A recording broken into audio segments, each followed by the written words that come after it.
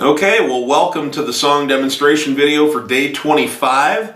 We have covered a Billy Joel song, and we've covered a Beatles song, and we've covered Neil Diamond and Garth Brooks. So we've kind of gotten a lot of my favorite people in.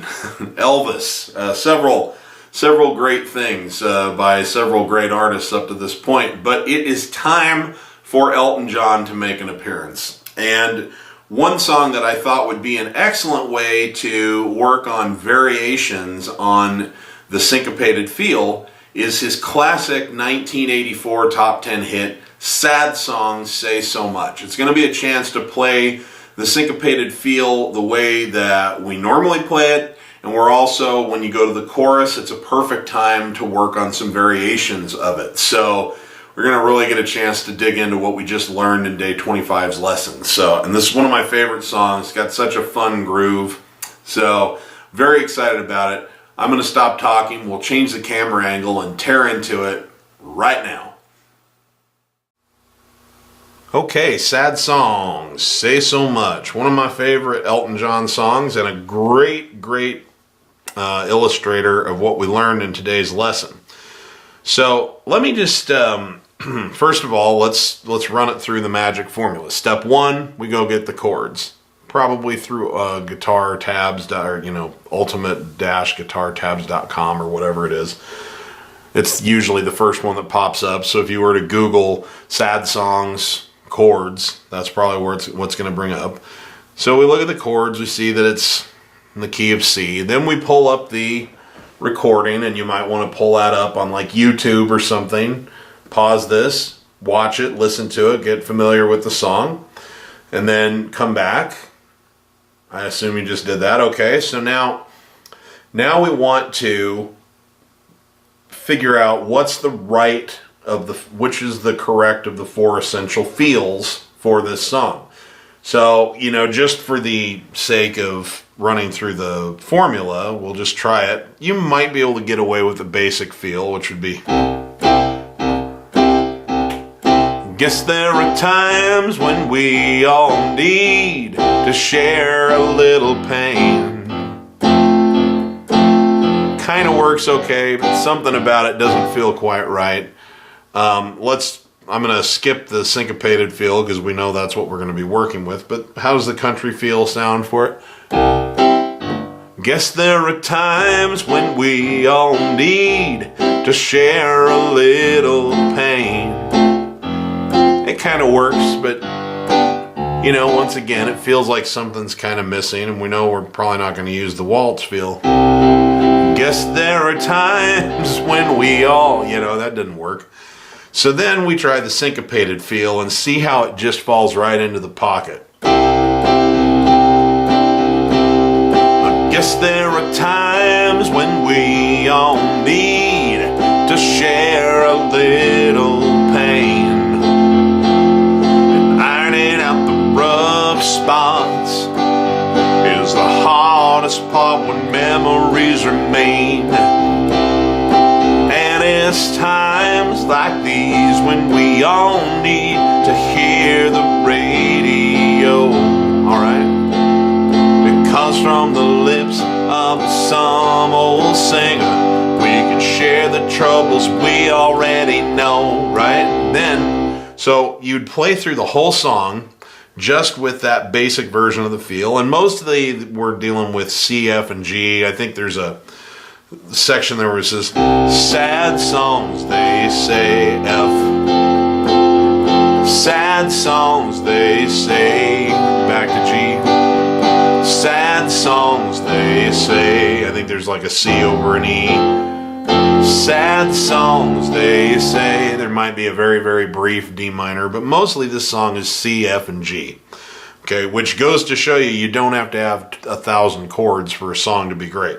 Okay, now, what is important about this is, so then the next step would be, after you've mastered it simply, is that you make it more interesting with variations and improv techniques. Well, now obviously we can use a lot of the fun things that we've learned, like toggling and arpeggiating and just flutters and that kind of stuff. And And there is a lot of that kind of stuff. Guess there are times, and variations with the right hand, okay? We talked about variations with the right hand. You don't have to just keep playing quarter notes. It could be 4, 1, 2, 4, 1, 2. Toggle.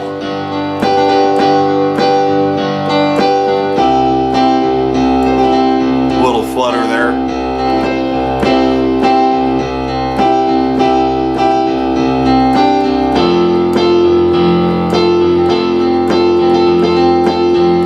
Little advanced toggling there with some syncopation. But so there's a lot of that kind of stuff you can do.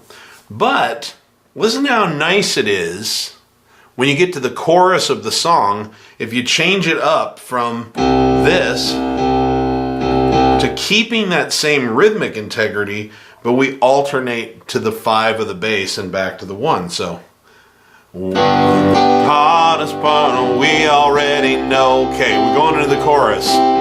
Turn 'em on, turn 'em on, turn on those sad songs.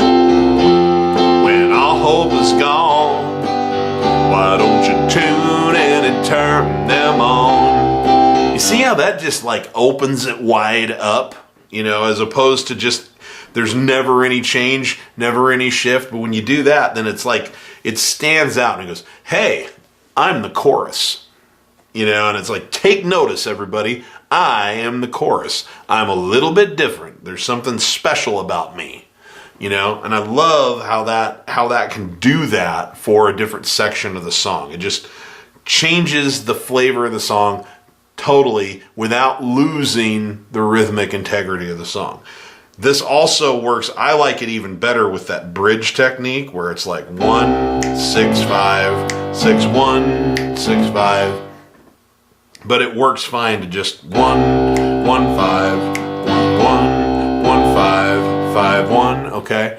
But so let's just take the last little bit of the first verse and go into that chorus again. I'll show it to you with that bridge technique.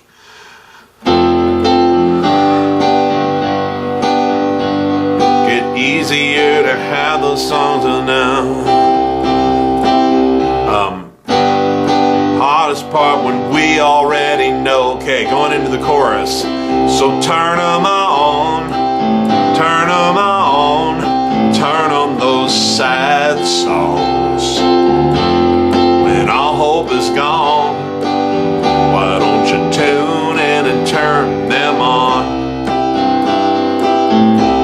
They're reaching to your room, whoa, just feel their gentle touch. When all hope is gone, why don't the sad songs say so much?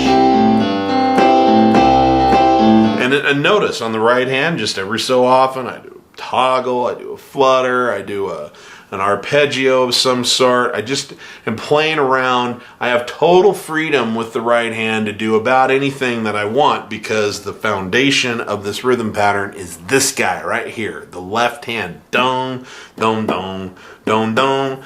Don't beat up on yourself if you don't have the hand coordination to do a lot else besides play the George Washington quarter notes. That is perfectly okay. That needs to be second nature before you start messing around with it too much. But I promise you, as I said in the lesson video for today, when you can do the quarter notes so easily that you don't have to dedicate any brain power to it at all, you will naturally start doing some interesting things with your right hand and you won't even realize you're doing it. It'll just happen. Okay? So, again, never, ever, ever, ever, never beat up on yourself. Never say anything horrible about yourself like, I can't do this, and I guess I'm not meant to be a piano player, and I don't have rhythm, and I can't. That is the biggest pile of garbage ever. All it means is that you are trying something that's too far of a leap from where you're standing, and if you would choose something that's a little closer to where you're standing, you'd make progress. And then you'd make progress from there. And then you'd make progress from there. We're not in a race to see how far we can get, how fast. We're in a satisfying journey We're always reaching for what's just barely in front of us that makes us stretch but is not frustrating. Okay? So, but it's my job to show you what can be done, because some of you are going to be able to go farther, faster, or you're starting in a place that's got a little more momentum in the first place. So, but don't ever get caught up in that. It does not matter where you are or how far you get, how quickly. It only matters that you're reaching for the sustainable next step. That's what makes this satisfying. It's what keeps you coming back to it. So, but I love how this song comes alive by using the standard version of this rhythm pattern during the verses, and then going to a variation on it in the left hand during the chorus. And lots of songs are like that. So, you know, just to give you an idea, we'll throw in a little bit of a signature lick here.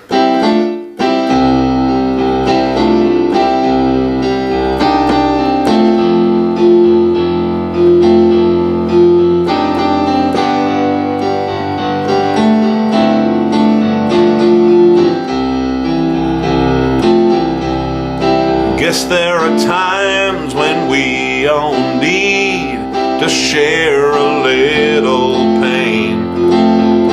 When ironing out the rough spots is the hardest part, when memories remain. And it's times like these when we all need to hear the radio, because from the lips of some old singer we can share the troubles we already know. So turn them on, turn them on, turn them those sad songs. When all hope is gone, why don't you tune in and turn them on? Yeah, they're reaching to your room. Whoa, whoa, just feel their gentle touch. When all hope is gone, the sad songs say so much. When someone else is suffering, right back to just this. For ain't enough, oh, to write it down. It's so perfect because it separates the song out. It's like the sections, you know, really stand on their own. I love doing this, and you'll see on my performance videos on YouTube that I do this all the time. You know, it's part of my...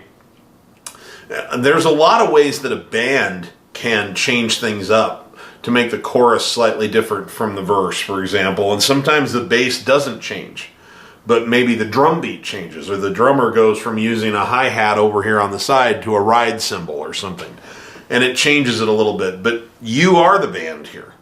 You are the band, and so this gives you a way to make the verses and the choruses distinguished from each other a little bit. So I really, really like this technique a whole lot. And once again, I know that I sing, I'm just showing you this so you have reference on where this stuff is going inside the song, but for those of you that don't sing, I've pointed this out before, that you need to know how to do this first, and then, you know, adding the melody is a matter of just going...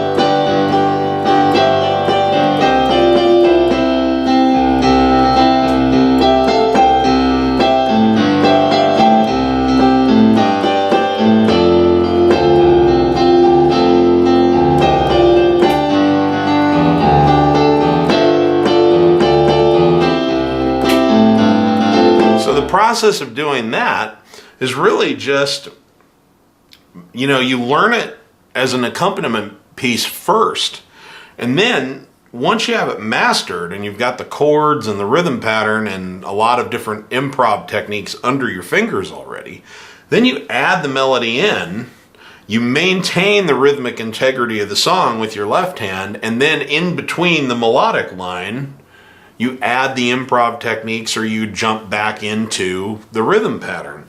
So...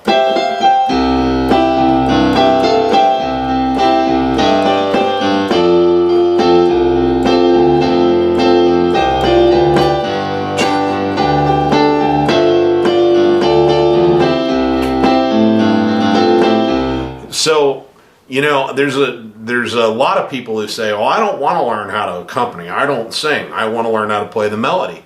Well, guess what? You still better learn. If you want to play this stuff authentically, even if you want to play the melody, you better learn how to be an accompanist first, because that's what the piano does in this kind of music.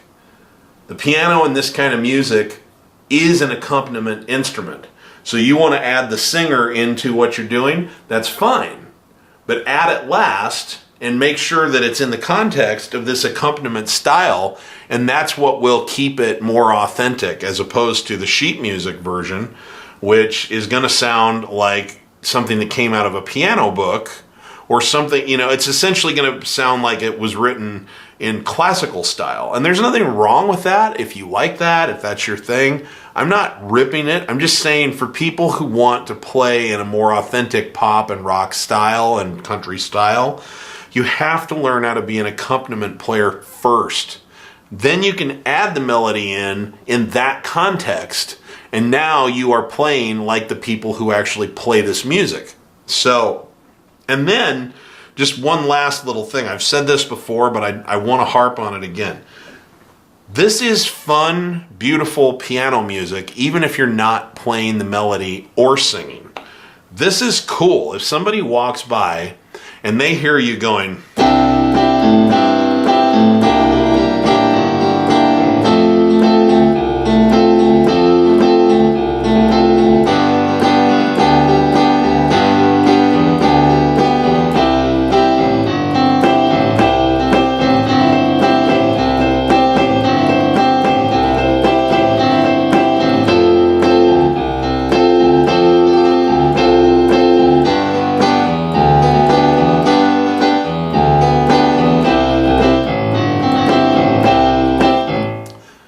they're going to think it sounds pretty cool.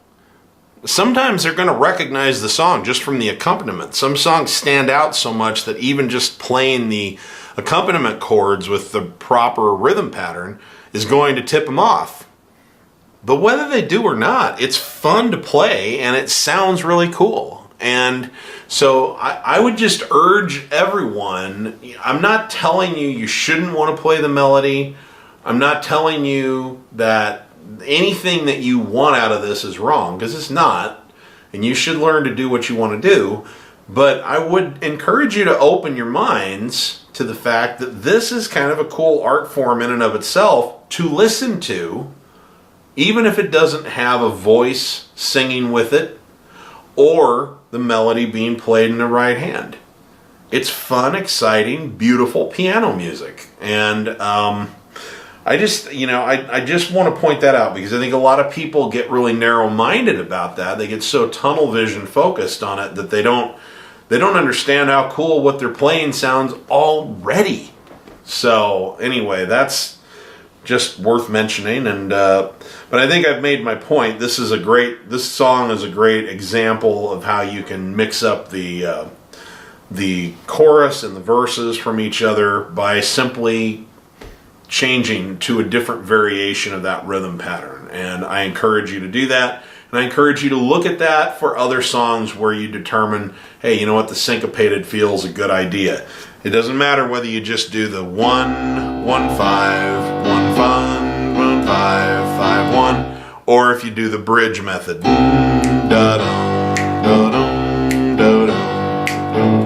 Okay, it really doesn't matter. They both give it a whole different sound, a whole different sonic scape from where they were when you were just playing the standard version, which is also important and sounds great on its own. But it's just nice to be able to mix it up a little bit and have some separation between the different sections of your song. So, okay, I'm going to get out of here for now, and I'll see you in tomorrow's lesson. Thanks for joining me. And remember to have fun with it, guys. That's what it's all about. I'll see you on the next one.